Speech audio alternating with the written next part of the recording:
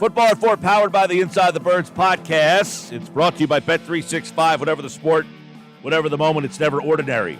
At Bet365, I'm Mike Gill. This is the Sports Bash, and Geoff Mosher is here today as we take a look at now, I know, Geoff Mosher, because last week I asked you about Hard Knocks, and you said, well, this is your annual question of whether I watch Hard Knocks, where I say, no, I didn't watch Hard Knocks. But have you seen any of the clips this week? Because I, too, have not seen Hard Knocks this week, but I have seen some of the clips that really stand out about this one.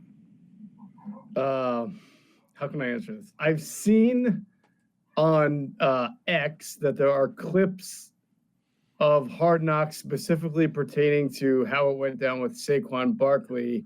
I did not indulge in listening to those clips for much more than that. All right. Well, the clip that you are talking about, everybody is talking about today, where Joe Shane basically, I mean, he blew it, right? I mean, you listen to that clip, Saquon Barkley was like, couldn't believe what he was hearing on the other side. So, like, any of the questions about why Barkley left, don't you have to be like, dude, Joe Shane blew it. He had a chance, and he basically said, hey, go find out how much you're worth and circle back to us. And Saquon's like, you want me to circle back to you? Like, go pound sand, dude. Like, he's basically saying, go see if anybody else wants to date you, and if not, then we'll date you. Yeah, I don't think he blew it at all. I believe that once they didn't get Saquon Barkley signed the year before, and then they settled on that one-year deal, that as an organization, they had decided that they would only have one more year left of Saquon Barkley. All right, well, you're saying he didn't blow it because you're saying they didn't want him back. Correct. All right. They had made him an offer. I don't want to say they don't want him back. They had made him offers. There had been negotiations and discussions of long-term deals that never worked out. And I think once that set of long-term deals was declined and they settled on the one-year deal, that was the end of any idea of a longer-term future for Saquon Barkley with the Giants. Yeah, I mean, so you're saying they didn't really want him back, and then was he playing it as if, like, we did want you back, but we didn't want to act like we didn't want you back? Is that what you're kind of – and he basically, and this goes back to what A.J. Brown was kind of like insinuating that, you know, hey, my guy got disrespected here. The way that it went down, if you watch the video, which I can't believe some of the access they're actually giving, it's pretty good, to be honest with you. And I didn't even see, I'm seeing enough on social media, some of the stuff they're showing here.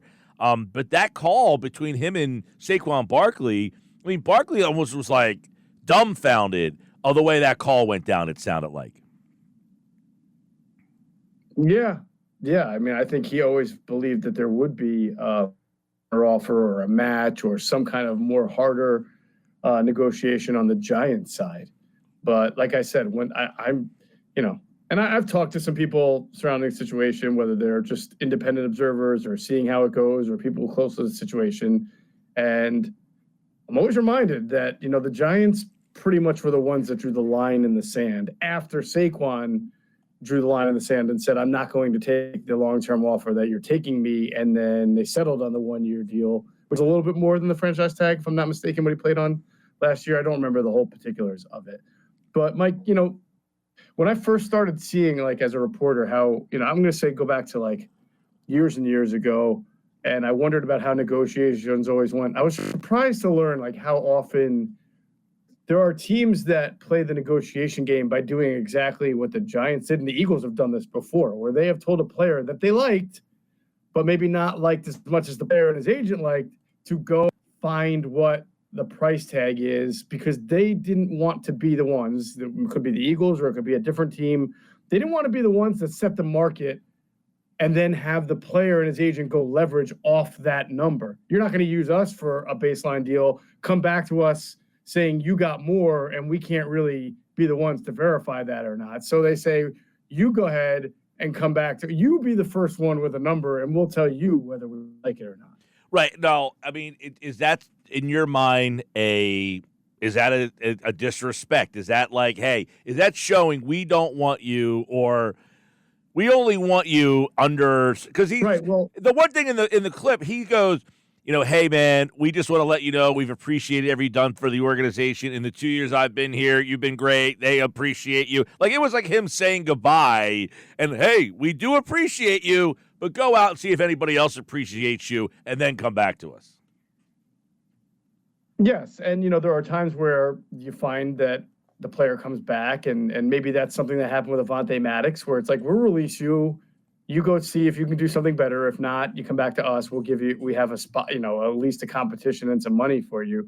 But in that prior example I was giving you, where I've seen this multiple times, where a team tells a player, go out there and come back to us, that team really has no intention of matching any offer, but they want to be able to tell the media that, well, this player got a price that we just thought was this player got a great price and he took the opportunity. It's a way for a team, especially for a popular player, to say this player went out and signed with that team and that was their decision, when behind the scenes you were basically telling them to do that. Yeah, well, and that was another part of the show last night. I'm sure someone like you would really enjoy is Joe Shane sitting down with the PR guy as they're kind of going through the topics of questions, and Shane gives an answer, and the PR guy's like, I wouldn't say that if I were you. Because he was like, hey, I tried to give him the money last year, and he wouldn't take it. And he's like, I wouldn't say that if I were you. Mm-hmm. But, like, kind of that back. And then they show him the video of what he really said on the podium.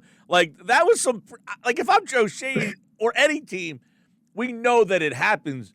I don't think you want anybody seeing the actual back and forth happening.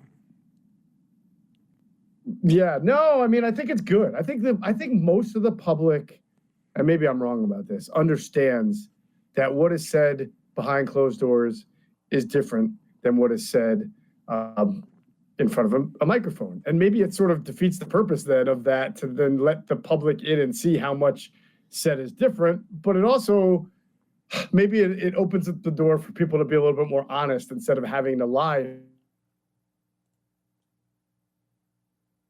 We lost Mosher for a sec. He seems to have frozen up on us here on the Sports Bash Live 97.3 ESPN. But for those of you who didn't see that clip last night, it's Joe Shane basically getting, prepped by the PR staff as they kind of, hey, you're going to get asked. And I think what they really do, what it looked like anyway, is they basically turn the TV on and they're looking to see what the shows are talking about. What's Mike Greenberg on Get Up talking about?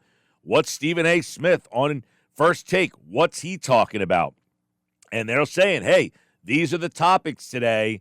You're going to get these questions asked. And they're kind of going over how they want to answer those questions. And the one question, hey, about Saquon, and he's like, well, we tried to give the guy $12 million last year, but he didn't. And, the PR guy looks at him. He's like, yeah, I wouldn't say that if I were you. So it was one of those things where you got a little bit of behind the scenes. You also got, and by the way, we'll try to get Geoff back on here in just a minute.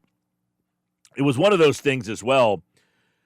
They brought you inside the Giants, like when they meet with a prospect for the draft, and I thought that was just great insight. I mean, number one, I think they got the right guy that they drafted in Odunze. I think he was a great interview. Or when they sat down with him. There's Geoff. I'll pop him back in if you're watching on the X platform at 973 ESPN on the hashtag SB Live.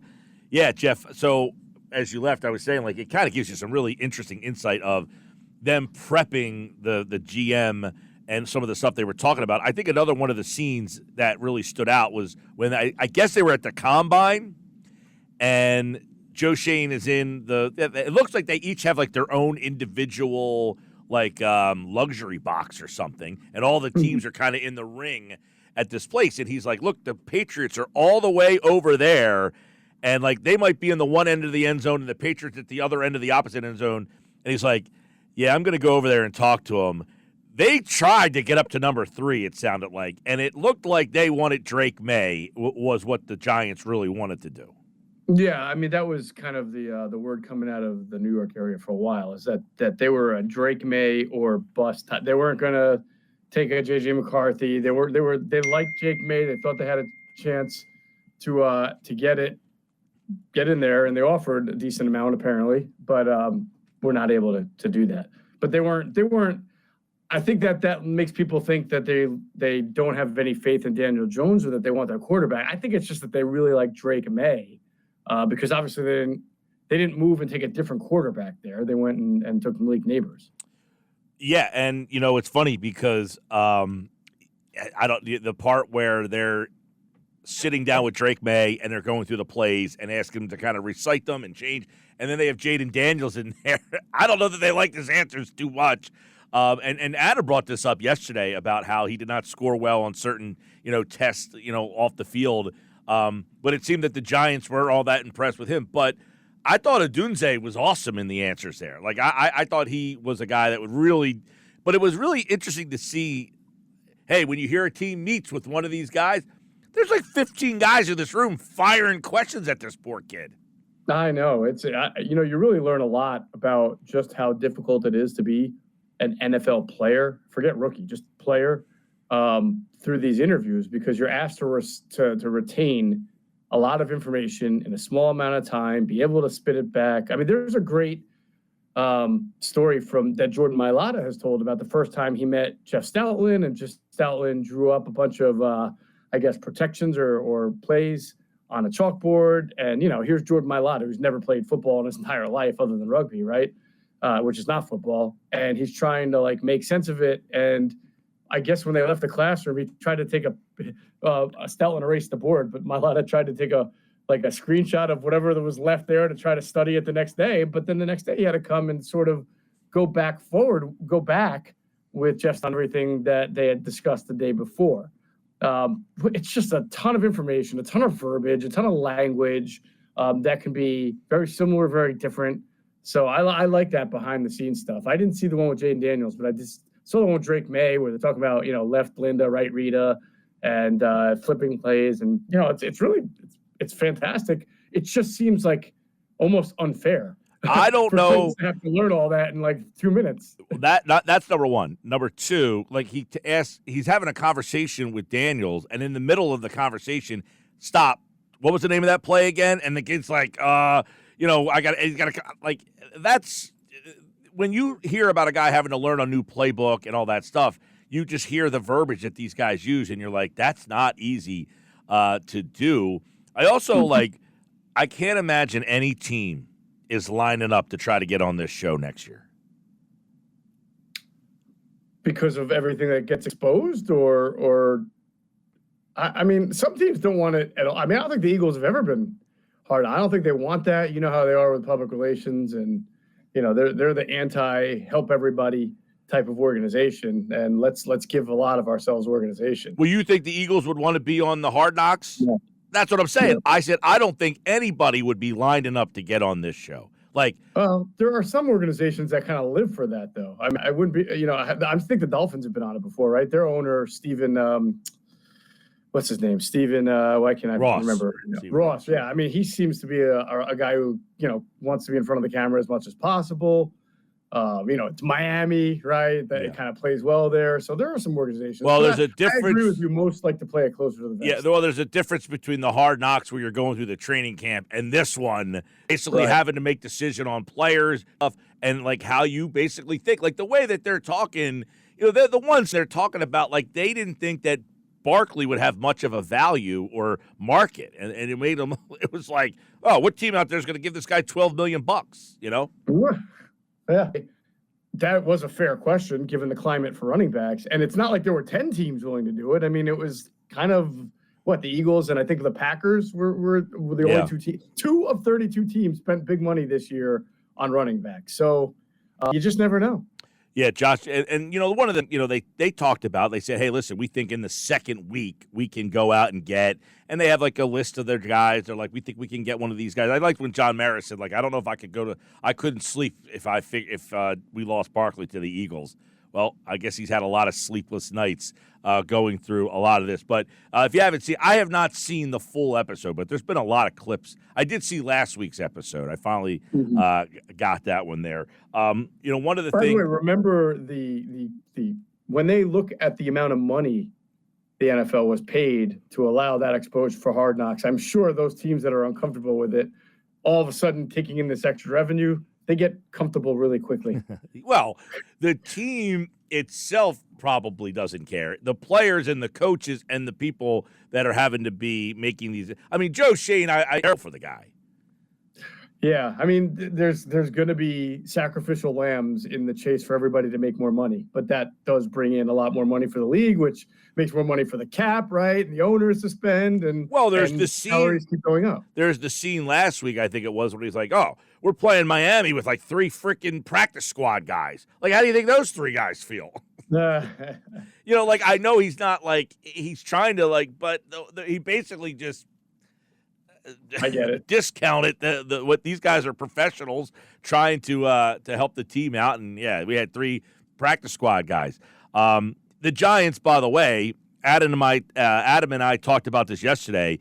They're the longest shot in the NFC to win the division at plus 1,200. Do you look at the Giants team? Are they on the way up? Are they on the way down? Is that a disaster team? I think that they're certainly among the 3 to 5 worst teams. The Vikings stand out to me as a team that can be really, really bad.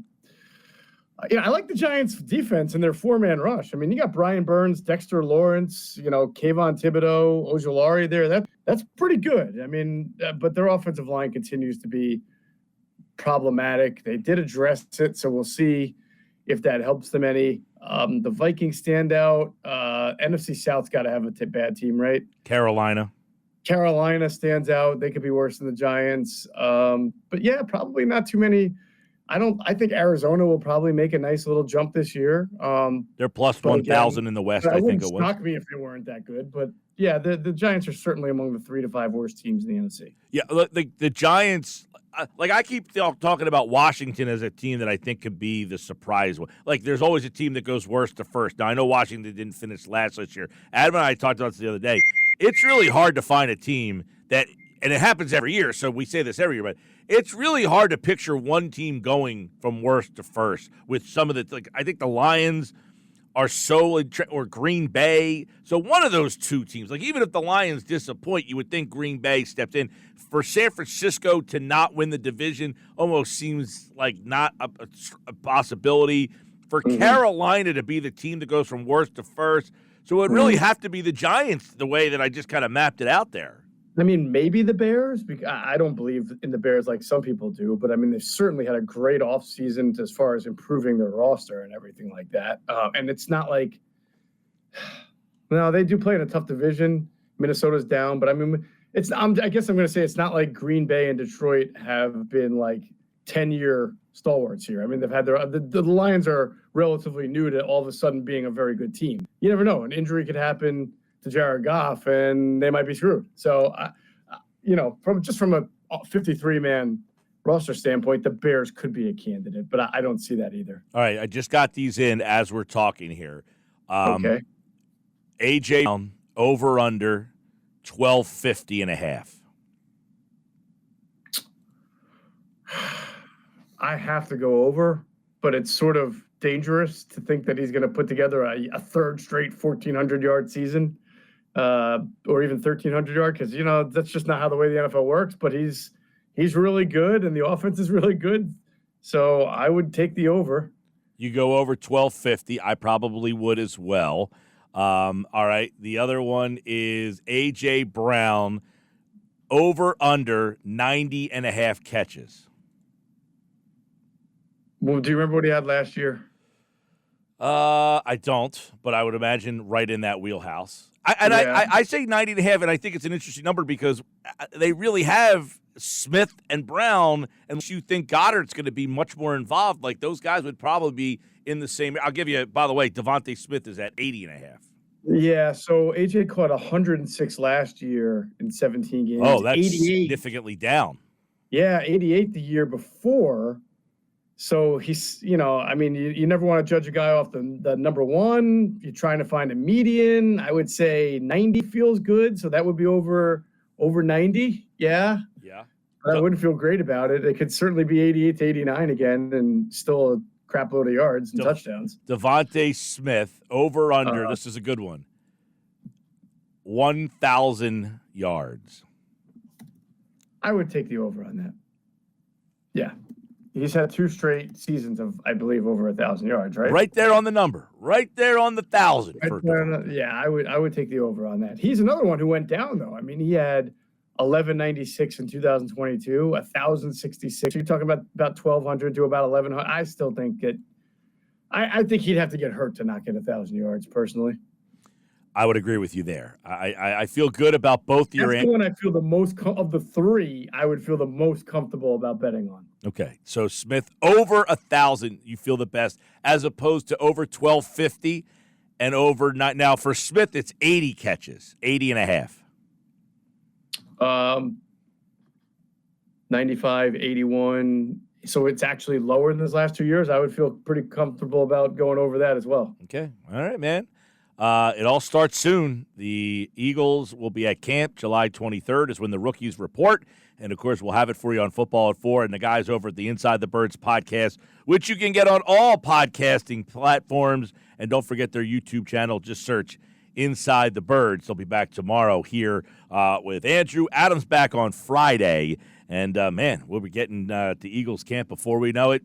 But the summer still has a lot of time left to go there, Geoff Mosher. Thanks. Thank you for throwing that in, Mike. Talk to you Monday. See you, buddy. All right, Geoff Mosher, everybody. Football at 4 here on the Sports Bash Live on 97.3 ESPN.